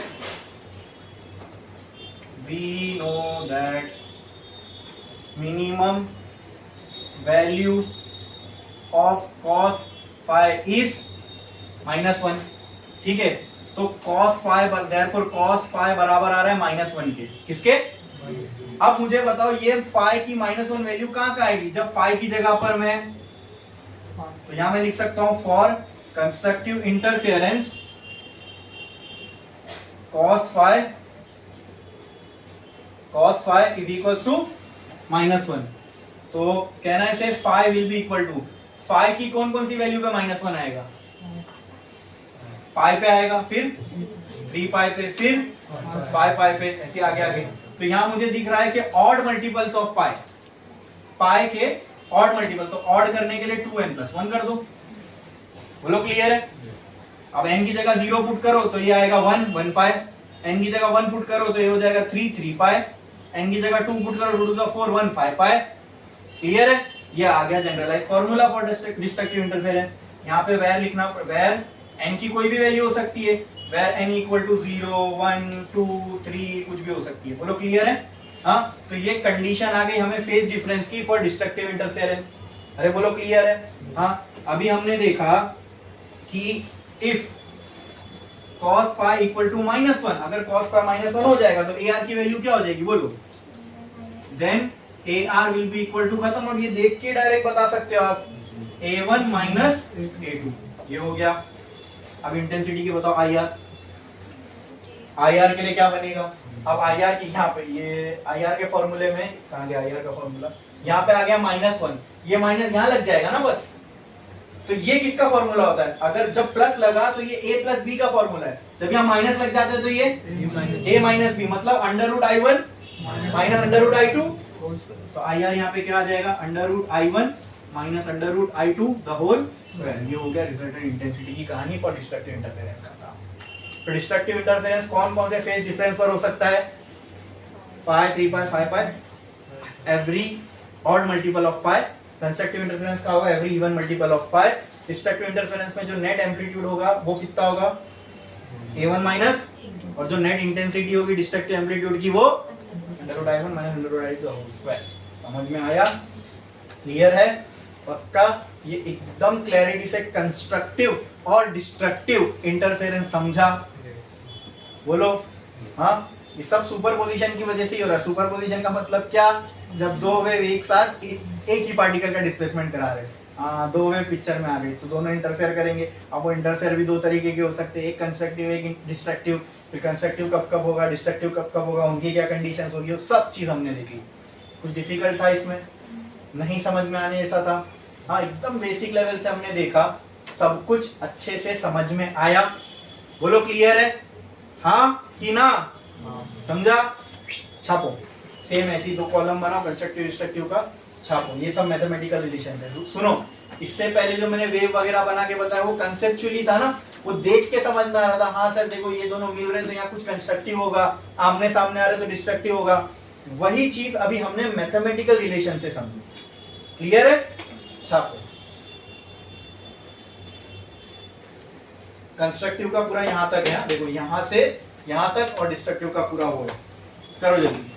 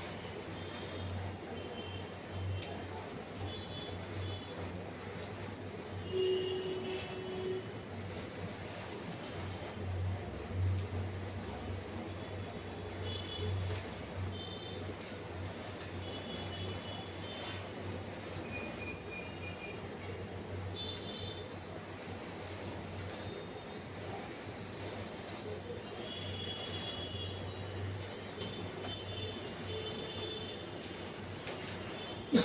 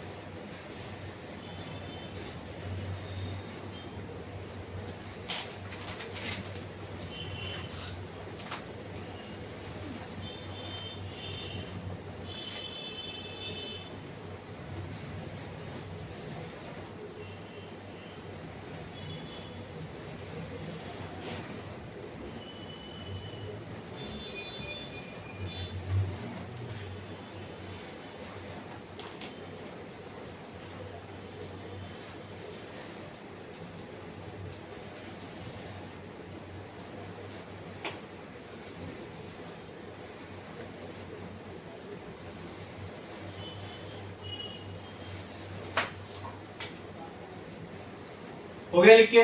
कितने लोग का बाकी है? जल्दी जल्दी जल्दी छापो।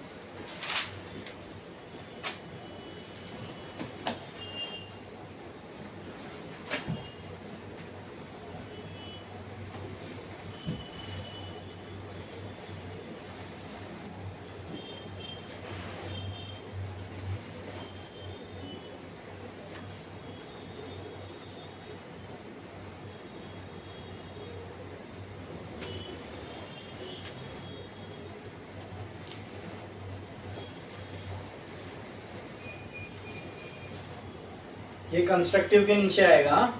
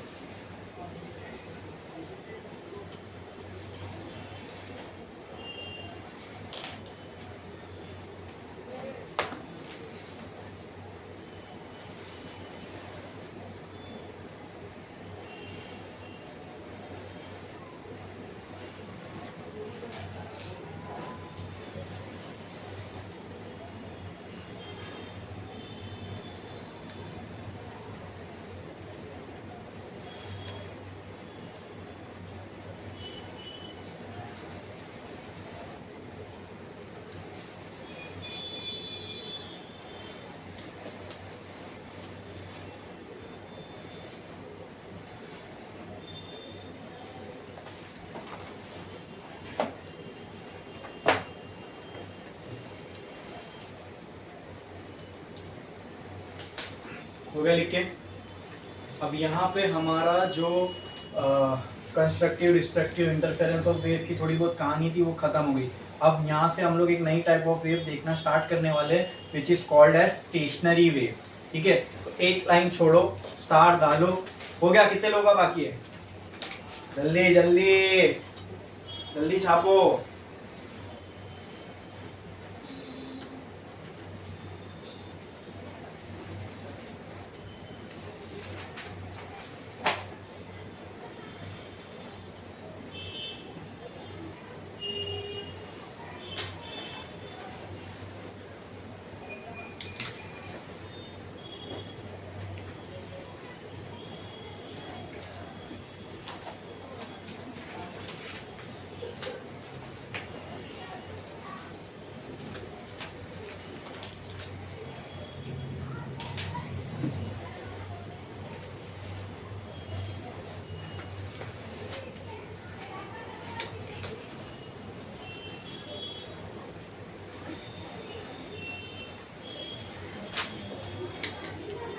हो गया लिख के? Stationery waves. चलो पहले इसका डेफिनेशन लिख लो। A wave in which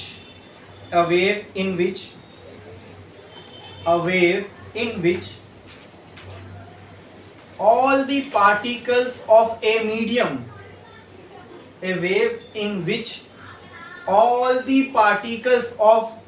medium are at mean position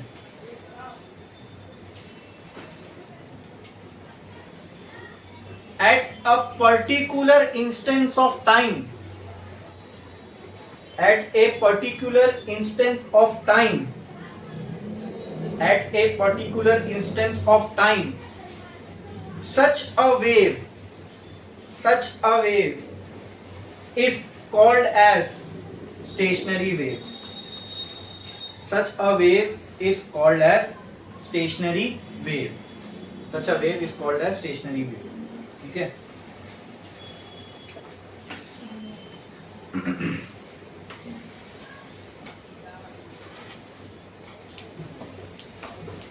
एक लाइन छोड़ो और स्टार डालो, लिखो. एक लाइन छोड़ो, स्टार डालो, नोट करके लिखो. नोट 4-5 चीजें नोट में लिखो. स्टार डालो, लिखो note. Stationary waves are obtained when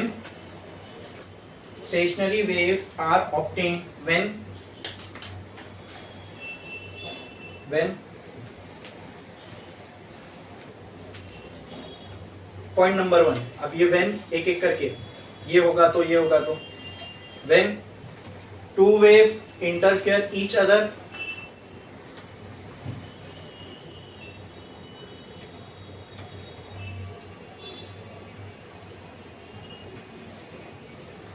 चलो साथ में लिखो. when two waves interfere each other having same amplitude, having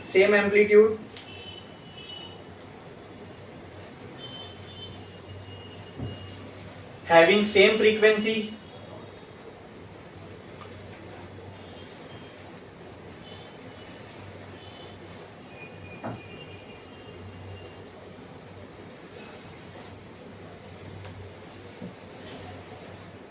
बस इतना ही काफी है.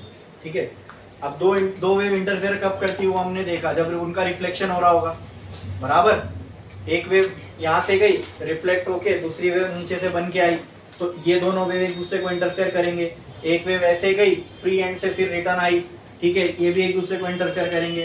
तो जब दो वेव एक दूसरे को इंटरफेयर कर रही है, ठीक है, एक और चीज ऐड करो, having same amplitude, same direction और सेम फ्रीक्वेंसी, सेम क्या क्या लिखा हमने, same amplitude, same frequency, having opposite direction, एक वेव ये डायरेक्शन में जा रही है, दूसरी वेव ये डायरेक्शन में जा रही है, हैविंग अपोजिट डायरेक्शन. ये सब कंडीशंस पे स्टेशनरी वेव बनती है. मतलब स्टेशनरी वेव बनने के लिए इन सारी कंडीशंस का होना जरूरी है. ठीक है. चलो अब आते हैं हम अपनी स्टेशनरी वेव. सबसे पहले, अच्छा, इंटरफेरेंस वेव का कब हो सकता है? जब वेव या तो फिक्स्ड एंड से रिफ्लेक्ट होकर आ रही होगी तब हो सकता है, या तो फ्री एंड से रिफ्लेक्ट होकर आ रही होगी तब हो सकता है. बराबर. स्टेशनरी वेव के लिए इंटरफेरेंस होना जरूरी है. इंटरफेरेंस होगा तभी ऐसे टाइप की वेव बनेगी. अरे बोलो, क्लियर है? तो इंटरफेरेंस हमने देखा दो वजह से हो रहा था. एक वेव फिक्स्ड एंड से टकरा के रिटर्न आ रही थी तब, एक फ्री एंड से टकरा के रिटर्न आ रही थी तब. पहला हम लोग फिक्स्ड एंड वाला देख लेते हैं कि जब फिक्स्ड एंड से वेव टकरा कर आएगी तब क्या होगा. ठीक है. और स्टेशनरी वेव क्या होगी. आप पढ़ो स्टेशनरी वेव का डेफिनेशन क्या था.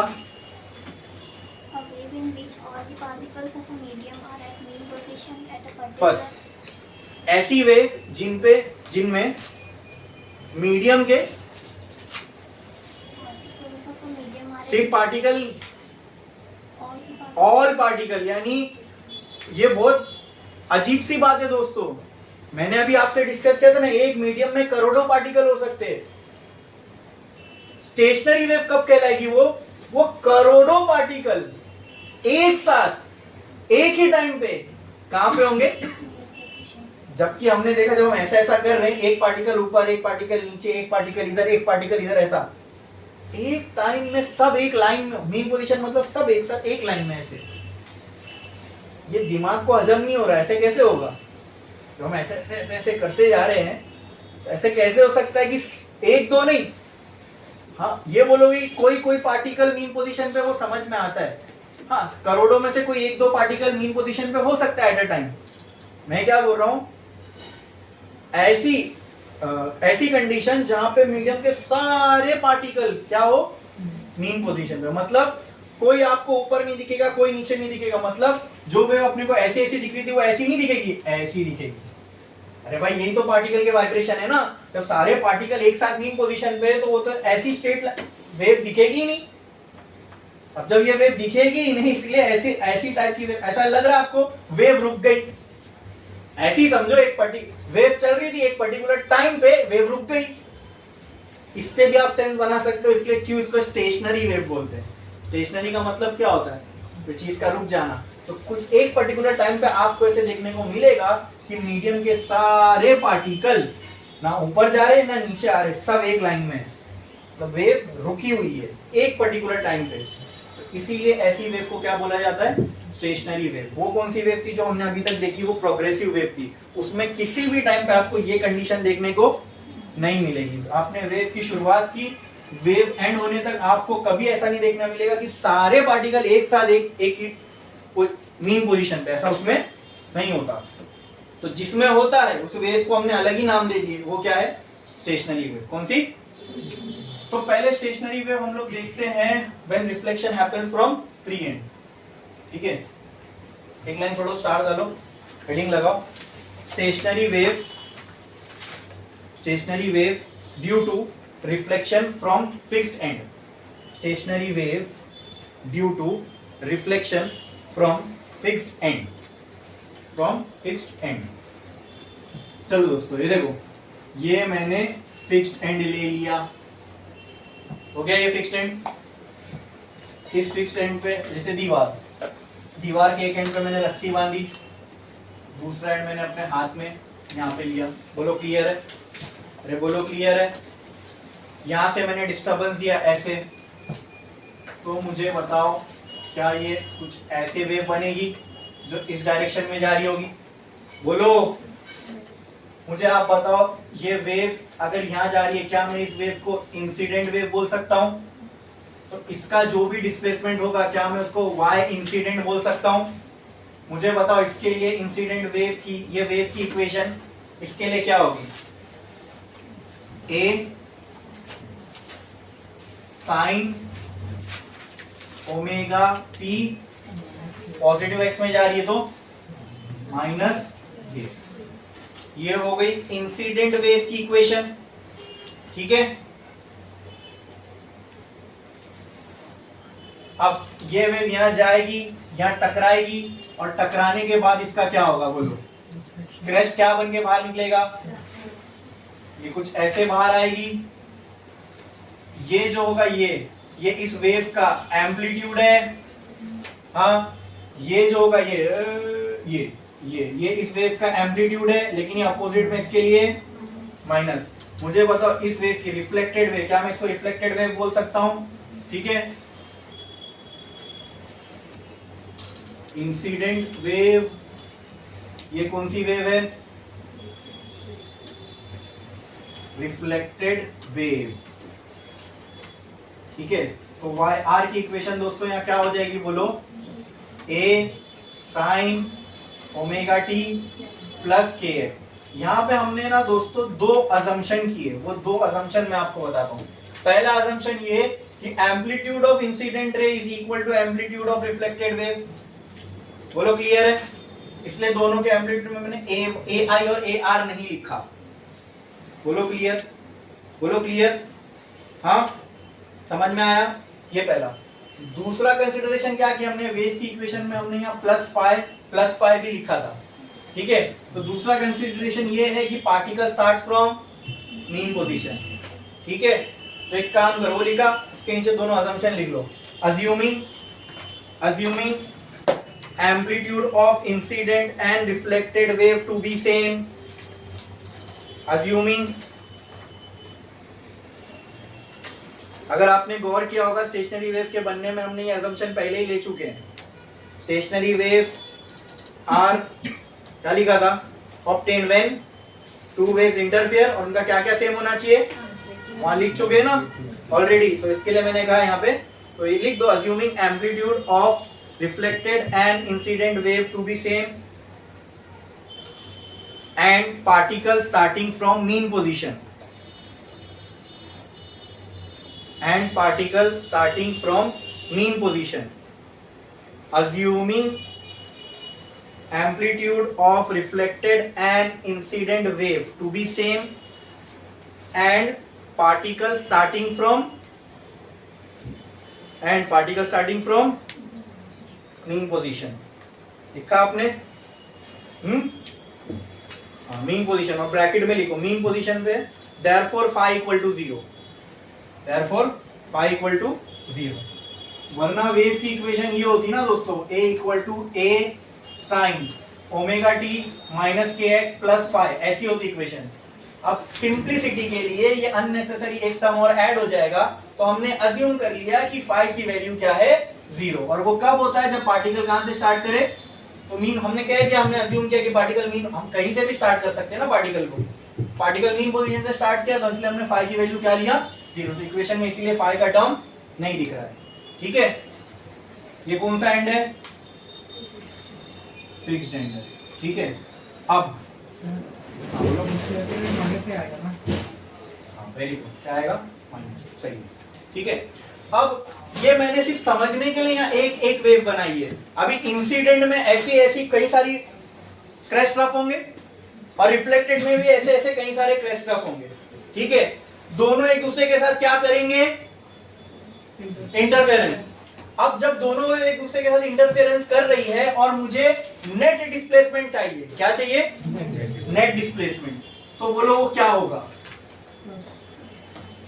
ये एक वेव है, ये एक वेव है, ये दोनों की वजह से मीडियम के पार्टिकल वाइब्रेट होंगे, तो मुझे तो नेट डिस्प्लेसमेंट चाहिए, इसकी वजह से मिला के जो डिस्प्लेसमेंट हो रहा है वो कैसे आएगा? Very good, y incident plus y reflected. बोलो क्लियर है? अरे बोलो क्लियर है?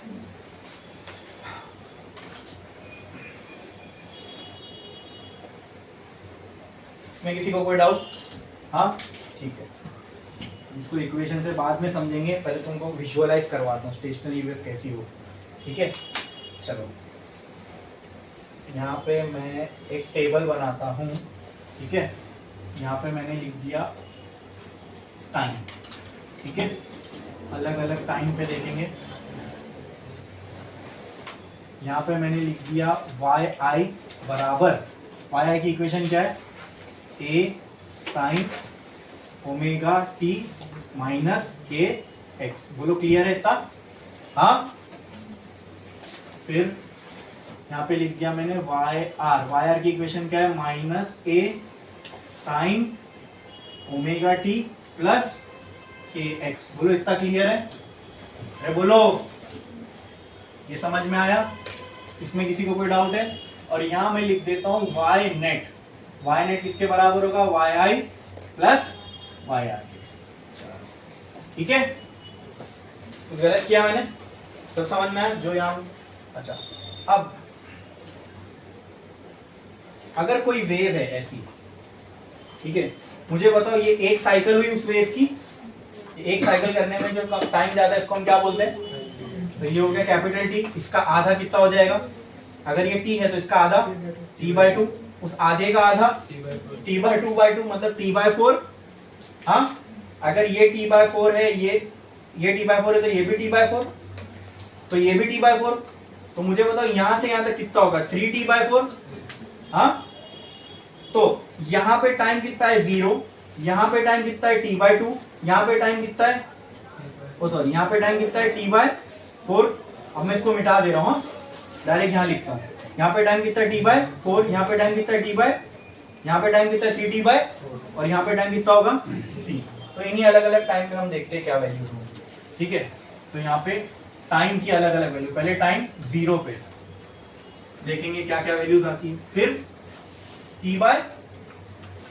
बोलो t/4 पे देखते हैं क्या क्या वैल्यूज आती है, फिर t/2 पे देखते हैं क्या क्या वैल्यूज आती है, फिर 3t/4 पे देखते हैं क्या क्या वैल्यूज आती है, फिर t पे देखते हैं क्या क्या वैल्यूज आती है। क्लियर है क्या? बोलो यहां तक समझा? इसमें किसी को कोई डाउट है? बोलो, समझ में आया? चलो करते हैं।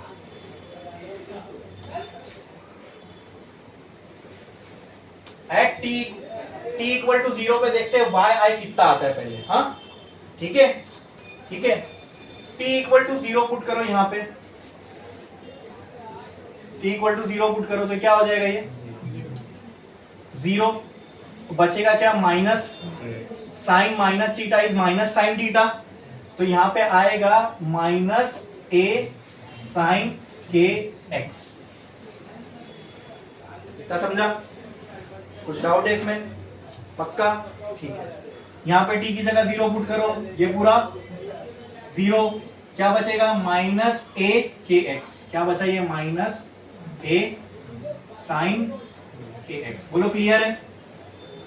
वाई आई आ गया, वाई आर आ गया, वाई नेट क्या है दोनों का एडिशन, तो ये दोनों को ऐड करोगे तो क्या आएगा minus 2a sign K x. बोलो है ना, दोनों को ऐड सेम टर्म तो है। ये पूरा एक चॉकलेट, ये पूरा एक चॉकलेट, एक चॉकलेट ऐड करोगे तो कितनी चॉकलेट आएगी? चॉकलेट यहाँ पे क्या है ए साइन के एक्स, दोनों जगह सेम तो है। दूसरा सेकेंड बार टी की जगह पे आप क्या रखोगे टी बाय 4, तो omega into T by 4। Omega का ये फॉर्मूला होता है 2 पाई बाय कैपिटल टी, ये टी कैंसर, क्या बचा 2 बाय, तो ये हो गया pi by 2। Sine pi by 2 minus theta क्या होता है, क्या होता है कॉस टीटा, क्या होता है कॉस टीटा। पक्का? पक्का नहीं है तो देख के बताओ।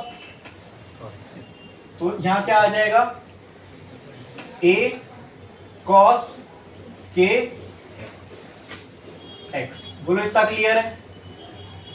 सेम यहां पे भी आएगा, लेकिन बस यहां पे पाई बाय 2 प्लस टीटा हो जाएगा, यहां माइनस टीटा तो पाई by 2 plus theta is cos theta, वही तो ये हो जाएगा माइनस a cos के x। अरे बोलो इतना क्लियर? ये समझ में आया? हाँ ये मैथ्स कर रहा हूं ना, उसमें फिजिक्स बची नहीं कुछ। वाई नेट निकालना है, ये प्लस ये दोनों को प्लस करोगे तो सेम चीज अपोजिट साइन क्या हो जाएगा। Very good. क्या आ रहा है वाई नेट 0। क्या आएगा 0। ये तुमको टेक्स्ट बुक में नहीं मिलेगा, ये जो अभी मैं करा रहा हूँ, ये एकदम विजुअलाइज करा रहा हूँ आपको। स्टेशनरी वेव क्या है आप खुद विजुअलाइज होगा, अरे वाह ऐसा हो रहा है सही में जैसा डेफिनेशन में लिखे। नेक्स्ट है टी बाय 2, तो अब टी की जगह क्या पुट करो टी बाय 2, तो यहाँ पुट करो टी बाय 2। बाजू में क्या ओमेगा, ओमेगा की जगह 2 pi by capital T, T cancel, ये कैंसल, तो क्या बचेगा साइन पाई माइनस टीटा। तो साइन पाई माइनस टीटा क्या होता है, हाँ sine 180 minus theta, sine 180 minus theta क्या होगा बोलो? साइन रहेगा, कॉस होएगा, क्या होएगा साइन 180 माइनस टीटा। चलो तो मैं यहाँ पे लिखते जाता हूँ, ठीक है, वो मैथ्स करने में अपने को टाइम वेस्ट नहीं करना है। Sine 180 minus theta is minus sine theta is, तो ये सॉरी माइनस साइन नहीं सिर्फ साइन टीटा है, तो ये क्या आ जाएगा ए sine K x T bye 2 के लिए। अब next sine pi plus theta, यहां क्या था sign pi minus theta, sine pi plus theta is minus sine theta, तो ये हो जाएगा माइनस, यानी माइनस साइन टीटा नहीं, वही सेम रहेगा positive, A sine K x sine pi plus theta is minus sine theta. ठीक है, ये है आइडेंटिटी, क्या आएगा माइनस साइन थीटा। तो ये माइनस इसका जो फॉर्मूले का माइनस वो और बाहर का माइनस, ये दोनों मिलके प्लस, तो यहां पे क्या आया 2a साइन के एक्स। बोलो क्लियर है? Next 3t by 4।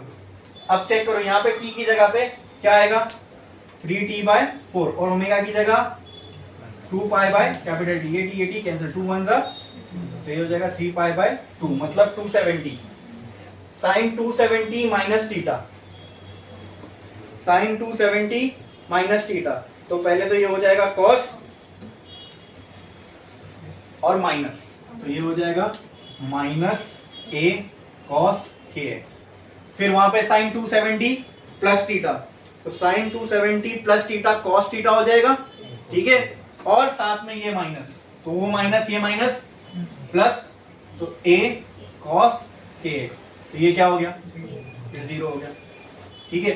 नेक्स्ट क्या बचेगा, t, तो यहाँ पे मैं लिखता हूं t, और यहाँ ओमेगा की जगह आएगा 2 pi by capital T T T, 2 pi sine 360 minus theta इस माइनस साइन थीटा, ये हो जाएगा minus a sine kx, sine 360 plus theta, sine 360 तो साइन थीटा ही रहेगा, तो a साइन kx वो, और ये माइनस एज इट इज, ठीक है। ये minus minus 2a sign kx। बोलो इतना क्लियर है, ये चीज समझ में आई। वेव के लिए जब हम लोग डायग्राम बनाते हैं तो कैसा डायग्राम बनाते हैं, y वर्सेस x का कि y वर्सेस t का, y वर्सेस x का। टाइम फ्रीज होता है वहां पे, इसलिए तो अलग अलग टाइम पे हमने वैल्यूज निकाले, ठीक है। तो पहले चलो एट t इक्वल टू 0 देखता हूं क्या ग्राफ होगा, हाँ, एट t इक्वल टू 0, चलो चेक करते हैं। At t equal to 0 y 5 आना चाहिए, 1 2 3 4 5, 2 3 4, तो और छोटा करना पड़ेगा ना इसको,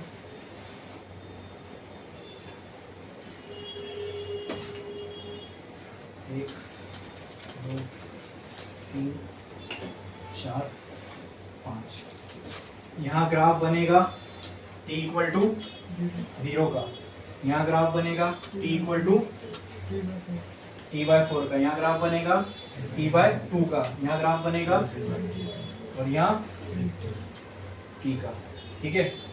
तो यहाँ किस क्या वर्सेस क्या, y वर्सेस x का ग्राफ, ये भी किसका ग्राफ होगा, y वर्सेस x का, ये भी किसका होगा, y वर्सेस x का, ये भी किसका होगा, y वर्सेस x का, ये भी किसका होगा, y वर्सेस x का, ठीक है।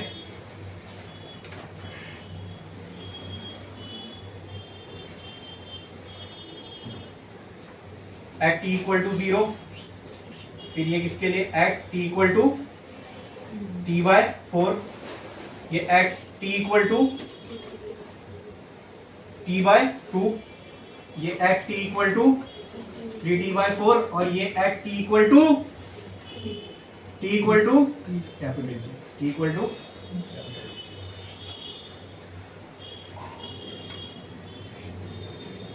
अब अलग अलग, ठीक है, x की वैल्यू, यानी अगर वेव कहीं पे एक वेव है, यहां बनाता हूं मैं इसको, ठीक है। ये हो गया वेव का डिस्प्लेसमेंट। वेव का मैक्सिमम डिस्प्लेसमेंट क्या हो सकता है, प्लस है, और मिनिमम क्या हो सकता है, माइनस है। तो यहां वो भी लिख देता हूं मैं, यहां पे प्लस a, यहां पे माइनस है। तो ये समझ जाना, ये ऊपर वाली जो लाइन है ये प्लस a की है, नीचे वाली जो लाइन है ये माइनस a की है। सेम वे यहां पर ऊपर वाली लाइन प्लस a की, नीचे वाली लाइन माइनस a की, ऊपर वाली लाइन बोलो, ये वाली लाइन माइनस a की, ये वाली लाइन प्लस a की, ये वाली लाइन माइनस a की, ये वाली लाइन प्लस a की, ये वाली लाइन माइनस a की। इतना क्लियर है, ठीक है।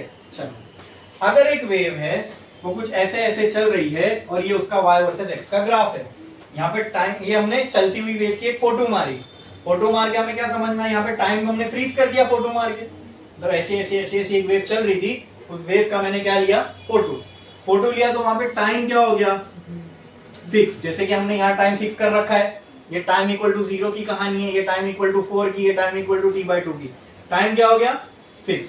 तो उस फिक्स टाइम पे आपको वेव की ये फोटो मिली। अब आपको चाहिए ये पार्टिकल, मान लो ये, तो आप क्या करोगे, यहां से x नापोगे, जो भी x की वैल्यू होगी वही पार्टिकल पे लेके जाओगे, ठीक है। उससे पहले मुझे ये बताओ, ये एक साइकिल है वेव की, ये वो डिस्टेंस है जो वेव ने कवर किया। देखो ना, x पे क्या है, डिस्टेंस है, ये वो डिस्टेंस है जो वेव ने कवर किया। एक साइकिल में वेव कितना डिस्टेंस कवर करती है, लैम्डा, तो आधे में कितना कवर करेगी, लैम्डा बाय 2, आधे के आधे में, तो ये पार्ट लैम्डा बाय 4, ये लैम्डा बाय 4, ये लैम्डा बाय 4, ये लैम्डा बाय 4, तो टोटल कितना हो जाएगा 3 लैम्डा बाय 4। बोलो क्लियर है, बोलो क्लियर है। तो ये भी मैं यहाँ पे बना लेता हूँ, ठीक है।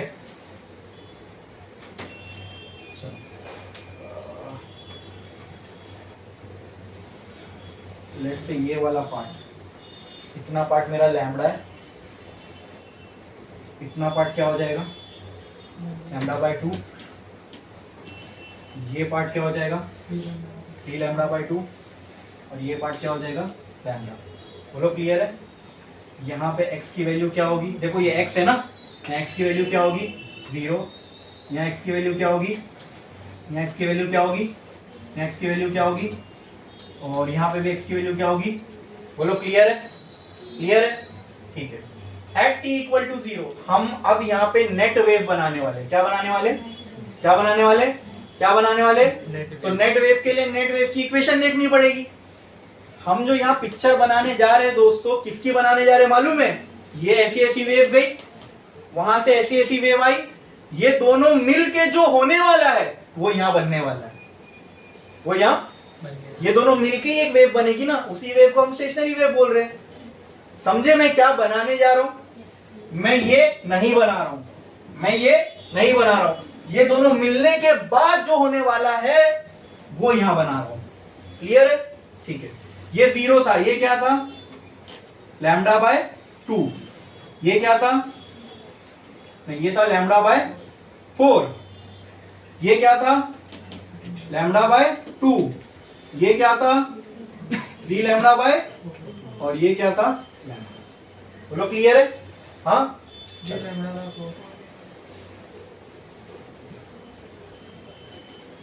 ठीक है, इतना समझे। अब आगे बढ़ते हैं।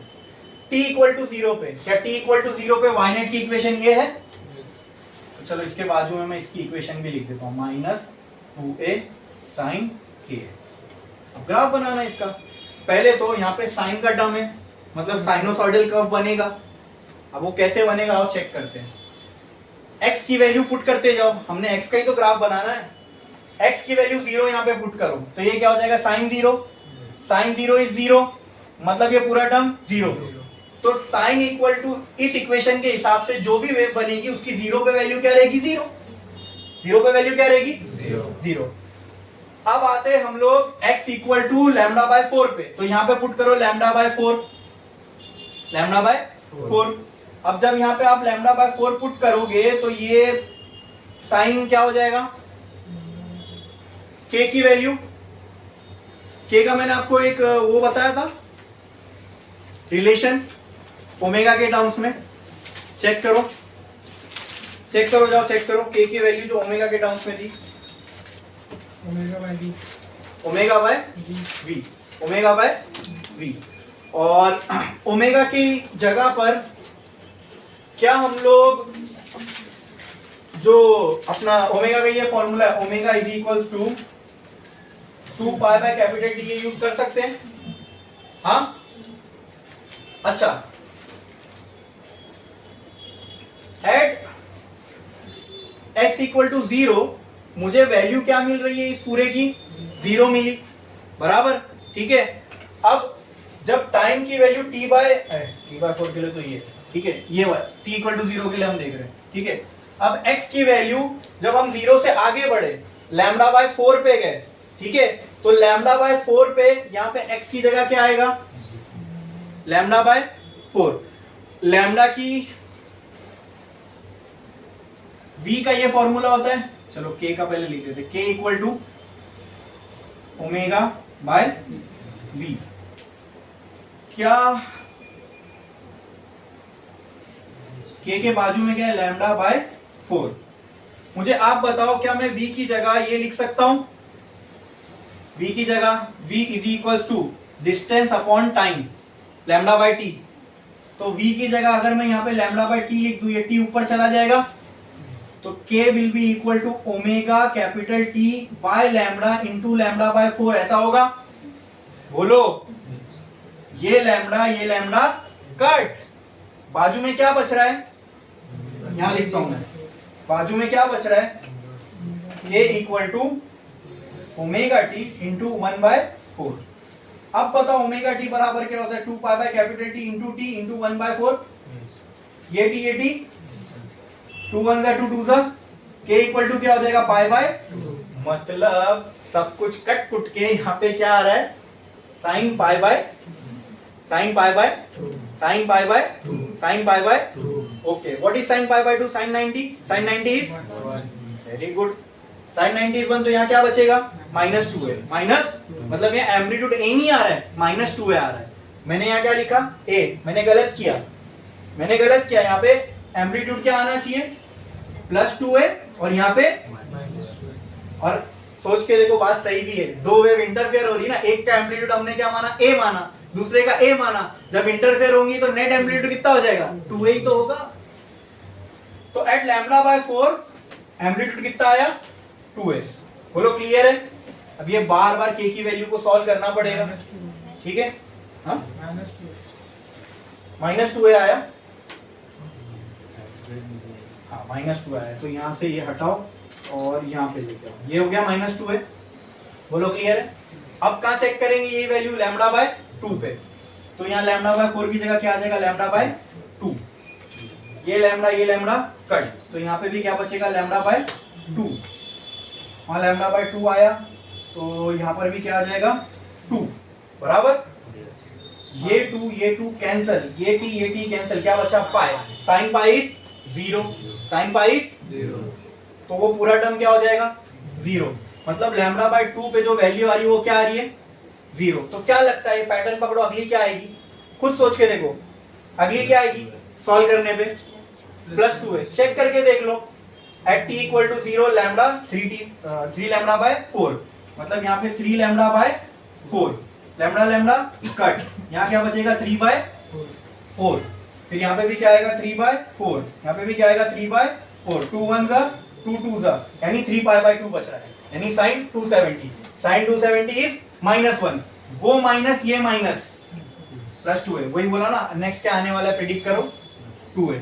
नेक्स्ट क्या आएगा, 0। तो क्या इसका ग्राफ कुछ ऐसे बनेगा, और आगे बढ़ाऊं तो ऐसे। बोलो क्लियर है, क्या इसमें किसी को कोई डाउट है, बोलो। इसके आगे के जो ग्राफ्स है वो हम करेंगे लेकिन ब्रेक के बाद, ठीक है, वरना ये काफी लंबा हो जाएगा, ठीक है।